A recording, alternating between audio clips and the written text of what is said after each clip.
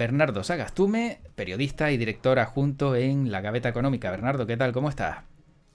¿Qué tal, José Luis? Muy buenos días, aquí estamos, muy bien, afortunadamente muy bien, contentos, felices y con mucha fuerza, porque es Bien, lunes. porque es lunes y hay que empezarlo con fuerza. Y yo no sé, Bernardo, si noticias como la que veíamos sobre ese submarino ruso con el misil del apocalipsis nos hace asustarnos un poco para empezar la semana o estamos viendo un juego de guerra simplemente que se basa en eso, en asustar un poco al resto. Claro. Bueno, lo primero que tenemos que pensar es qué tenía en su cabeza Putin a la hora de decidir esta movilización, ¿no? Y qué efectos, qué impacto podía tener. Y si eso que me acabas de decir, que te ha provocado, se lo ha provocado a muchas personas más, pues probablemente podríamos decir misión cumplida, ¿no? Claro. Eh, Porque este tipo de gestos, bueno, son, algunos podrán decir que son bravuconadas, que son para amedrentar y que son, bueno, amenazas, ¿no? Otra cosa es que finalmente se vaya a utilizar el, bueno, el misil de ese submarino, ¿no? Entonces, el contexto que tenemos hoy de la guerra en Ucrania, bueno, tenemos que recordar que es muy diferente al que teníamos cuando esto empezó, José Luis. Hmm. Tú recordarás que en general cuando esto comenzó, y de eso ya hace 8 meses, eh, las opiniones mayoritarias eran, me parece, las que afirmaban que esto iba a ser una cosa breve, ¿no? Y que incluso algunos decían, bueno, por más que Ucrania oponga alguna resistencia, lo normal sería que el ejército ruso, que es el más numeroso del mundo, pues avance en lo que podría ser un paseo triunfal, incluso hasta Kiev, ¿no? Decían. Bueno, y llegó a Kiev, ni fue un paseo triunfal, y finalmente, por las noticias de las últimas semanas, lo que vemos es un retroceso de las fuerzas de ocupación rusas que se trata de contrarrestar por la vía propagandística con Hmm. acciones como esta del submarino y el misil o las que veíamos la semana anterior acerca de un supuesto referéndum al estilo catalán por lo fraudulento, ¿no?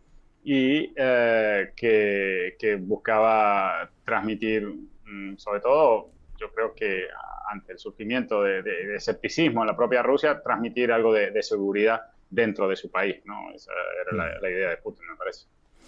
Bueno, sea como fuere, claro, todo esto desajusta la economía porque seguimos viendo que al final pues no hay ninguna tranquilidad y mientras en nuestro país, Bernardo, sigue esa guerra de los impuestos, al final, ¿cuáles son los buenos, cuáles son los malos, quién tiene la razón, quién deja de tenerla y qué puede pensar el ciudadano de todo lo que ha visto de aquí para atrás?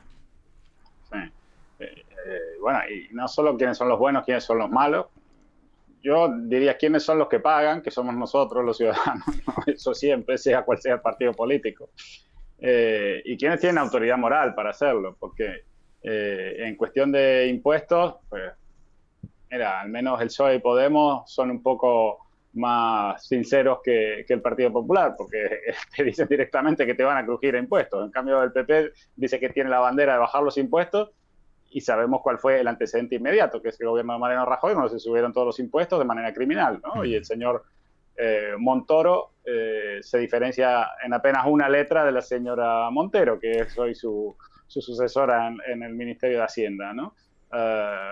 Mira, si me van a torturar, por lo menos que me lo digan abiertamente y no que me lo oculten para después aparecer en medio de la noche a hacerlo, ¿no? Que es lo que hizo el PP. Entonces, la situación actual bueno, la verdad es que a mí me resultaba un poco conmovedor el viernes pasado el encomiable esfuerzo que hacían algunos que se esfuerzan a interpretar Hmm. favorablemente todo lo que haga el gobierno, eh, bueno, por tratar de vender unas medidas fiscales anunciadas por el gobierno bueno, que yo creo que si lo pensaron en clave electoral no les sirve de nada, ¿no? Porque pensemos que esas medidas fiscales, más allá de la propaganda, del relato, de la manera en que se las presenta, si hay alguien a quien no van a beneficiar porque se olvidan directamente, es a las capas medias de sociedad, lo que en términos marxistas llamamos la clase media, ¿no? Hmm. Y bueno, gran caladero de votos de un partido grande como el Partido Socialista, evidentemente tiene que ser esas capas de ingresos medios, ¿no? Y se han olvidado completamente de ellos, ¿no? Han optado por un discurso, bueno, de lucha de clases, ¿no? De enfrentamientos, de ricos malos, pobres buenos, y han centrado todo en el relato de, bueno, los ricos van a pagar el coste bueno, del ajuste energético, de lo caro que nos va a salir pagar la luz y que ya nos está saliendo, que además es un discurso falso, porque eso ya se ha dicho antes y no es la primera vez que se anuncian modificaciones fiscales diciendo los ricos van a pagar más y todo ese discurso revanchista. Y yo me preguntaría, bueno, ¿y qué resultados han tenido hasta ahora, ¿no? Porque, o preguntarles concretamente sobre esto, ¿cuándo van a hacer la evaluación? Porque, José Luis, no nos engañemos, sabemos que si hay algo que no quieren hacer nunca los políticos es evaluación de sus políticas, ¿no? Y entonces son más del anuncio que de la conclusión, ¿no? Sacar conclusiones no les favorece en general, salvo que sea sobre el adversario, ¿no? Ahí sí les interesa sacar conclusiones. Entonces, claro, vemos otra vez el debate de ricos y pobres, y eso no fractura a la sociedad, el hecho de decir, claro, es que yo no tengo, que te lo cobren a ti, claro, es que yo tengo mucho, si me lo van a cobrar a mí me voy de aquí y no genero empleo. ¿Esto no es contraproducente el hecho de que estén lanzando esos mensajes? Bueno, por supuesto que es contraproducente, porque parte de una visión reduccionista de la sociedad, primero, dividirla en ricos y pobres es una visión reduccionista, primero porque los pobres no merecen esa manera de verlos tan condescendiente como que, miren, pobrecitos, hay que constantemente ayudarles porque solos no pueden. Esa es una visión muy negativa de la pobreza. Lo que hay que hacer es dejar de molestarles para que puedan por sus propios medios crecer, ¿no? Y no poner impuestos por todos lados y regulaciones que son las que impiden que crezcan. Y una visión de los ricos de son los malos, ¿no? Son los malos y tienen que pagar el pato, cuando es equivocada, porque nosotros tendríamos que pensar que si a alguien le ha ido bien en la vida es porque hizo las cosas bien, no claro. porque es malo y a los malos se les premia. No, en general, yo creo que el esfuerzo, la dedicación, el acierto, la inteligencia, ¿no? La innovación, todo eso produce riqueza. Y los ricos, por supuesto que todos conocemos casos de ricos con dinero mal habido o de una manera un poco cuestionable, ¿no? Todos lo conocemos. Pero en general lo que tendemos a pensar es que a alguien que le ha ido bien, es porque hace las cosas bien. Y creo que todos tenemos ejemplos cercanos, entre amigos, entre familiares, de gente que le va bien económicamente y no por ello hay que ir a perseguirlos, porque, bueno, de algún modo son un ejemplo. Claro. Y eso en países como España no está visto de esa manera, ¿no? En Estados Unidos sabemos que sí, los ricos son ejemplares y que incluso hasta en las propias iglesias se los pone como ejemplos, ¿no? Pero aquí no, aquí el rico es malo y hay que ir a por él. Y bueno, yo creo que si eso lo hace Pablo Iglesias en su programa de radio, pues me parece perfecto, es alguien que está opinando y no pasa nada, pero es muy grave que se haga desde el gobierno, ¿no? Y ese tipo de discursos yo creo que se deben evitar cuando uno se entiende que gobierna para el bien general, ¿no? Y no para dividir a la sociedad y para ir a perjudicar a unos supuestamente para beneficiar a otros. Que bueno, que ya tendríamos que ponernos a aplicar que además en términos económicos eso es falso, ¿no? Pero de ninguna manera un gobierno puede alentar un discurso de división y de transmitir que en definitiva están gobernando para una parte de la sociedad. No, tienen que hacerlo para todos, en cualquier caso. Bueno, por aquí dice Marcos, hola, buenos días. Eso que los ricos van a pagar, ¿quién se lo cree? Porque yo no. Y además dice, en este país, el rico no es rico por trabajar duro, es rico por estafar, robar o explotar a otros. Ya te decía, la visión española va por ese lado, ¿no? O va por ese lado y en la literatura yo creo que lo vemos, ¿no? Claro. Está muy reflejada. Pero bueno, la verdad es que si pensamos que, supongamos que, a ver, a Marcos, ¿no? Que acaba de mandar ese mensaje, dice, no, está cuestionando que de verdad vayan a por los ricos, ¿no? Pero pensemos si de verdad fueran a por los ricos, si le sacan toda su riqueza, cosa que sería obviamente un abuso, una ilegalidad, una cosa anticonstitucional y sobre todo una consecuencia nefasta en términos de expectativas económicas, ¿no? Y de seguridad jurídica. Pero supongamos que lo consiguen. Muy bien, le sacan todo lo que tienen a los ricos. Vale, lo reparten. Muy bien, lo hemos repartido. Y el día siguiente, ¿qué?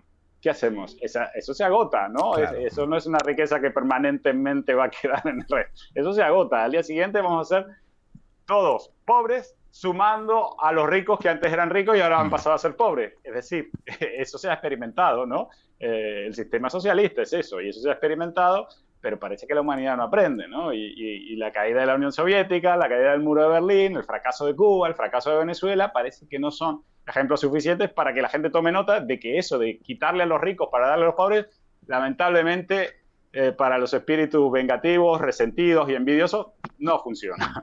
Bueno, yo pongo el ejemplo. Por ejemplo, Rafael Nadal. Rafael Nadal gana, por ejemplo, pues, si no me equivoco, $1.000.000 por torneo, dependiendo del torneo. Claro, ha ganado su dinero con su esfuerzo, con 15 horas de entrenamiento diario, tiene su academia.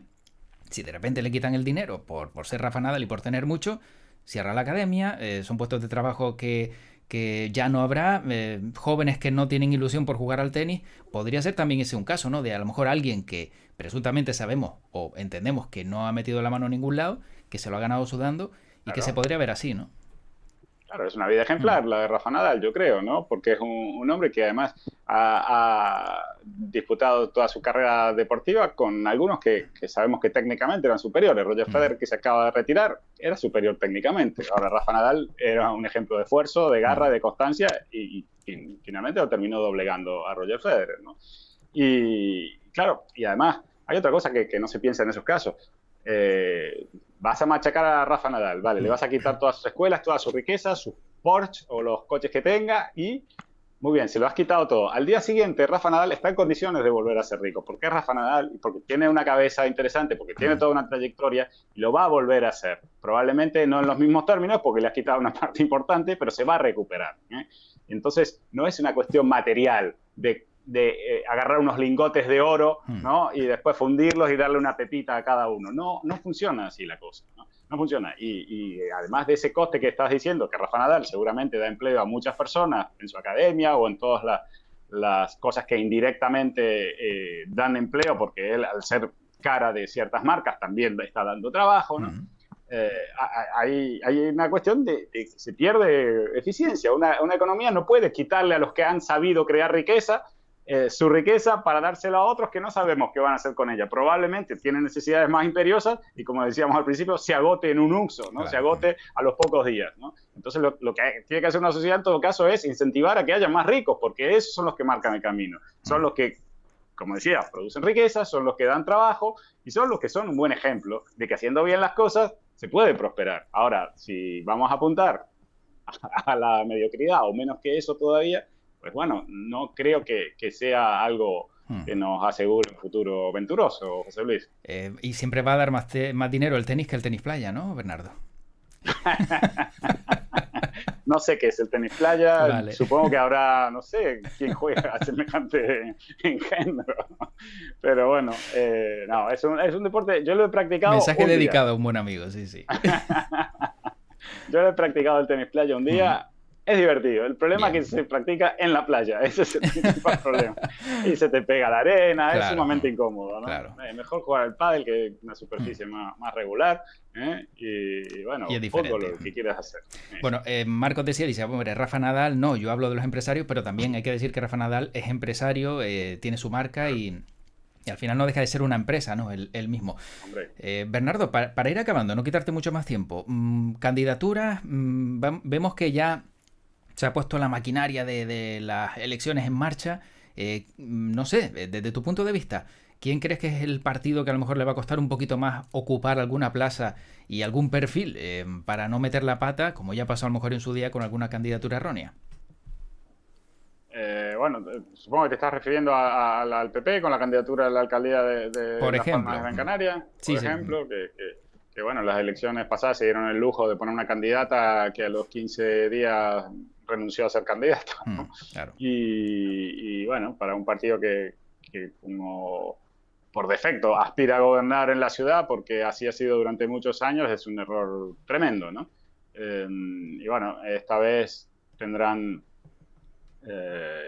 yo creo que un marco bastante favorable como para poder gobernar y lo lógico, yo creo que nos han dado los hechos, varias señales de que sea el candidato Ángel Sabroso, ¿no? Porque, bueno, han formado una gestora, han desplazado a Poli Suárez, han puesto en su lugar a Miguel Jorge, que ya se sabe que va a ser candidato al Cabildo, y a su lado está Ángel Sabroso, que de alguna manera nos han dado a entender que va a ser el candidato a la alcaldía de Las Palmas de Gran Canaria. En el Partido Socialista no parecen estar tan claras las cosas.